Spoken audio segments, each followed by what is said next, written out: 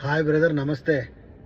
నిన్న globe trotter event చూశాను. అది టైటిల్ రివీల్ చేసేది, అది ఎక్సలెంట్ ఉంది. అది మొత్తం గ్లోబ్ ట్రోటర్, టైమ్ ట్రోటర్, అది హైలైట్. అది నాకు అన్నిటికన్నా నాకు బాగా అనిపించింది ఏంటంటే, ఒక వారణాసి తర్వాత ఆస్ట్రోనాట్స్కి వెళ్ళి అక్కడి నుంచి మళ్ళీ ఐస్ దగ్గరికి వచ్చి, ఐస్ కేవ్స్ దగ్గరికి వచ్చి, అక్కడి నుంచి అట్లాంటికా వెళ్ళి, అక్కడి నుంచి ఆఫ్రికా వచ్చి, మళ్ళా రామాయణం త్రేతాయుగంలోకి వెళ్ళి హనుమంతుడు టెయిల్ నుంచి జూమ్ చేసి రాముడిని చూపించడం, బ్యాక్గ్రౌండ్ మ్యూజిక్ చాలా బాగా అనిపించింది. రాజమౌళి గారు ఇండియన్ ప్రైడ్ని మళ్ళీ ఒకసారి ప్రూవ్ చేసుకున్నారు.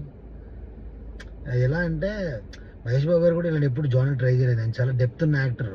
ఆయనకు ఒక ఇలాంటి క్యారెక్టర్ పడితే ఇట్లా ఇలా చేస్తారు ఆయన.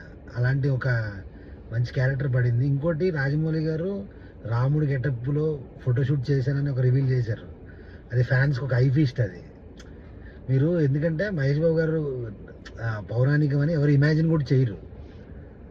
ఏదో మన ఏఐలో సృష్టించడం తప్ప ఎప్పుడు ఇమాజిన్ కూడా చేయలేదు. కానీ అది హైలైట్. అసలు మహేష్ బాబు గారు మాత్రం అవుట్లుక్ మాత్రం మహేష్ బాబు గారు ఈవెంట్కి వచ్చిన అవుట్లుక్ మాత్రం చాలా బాగుంది.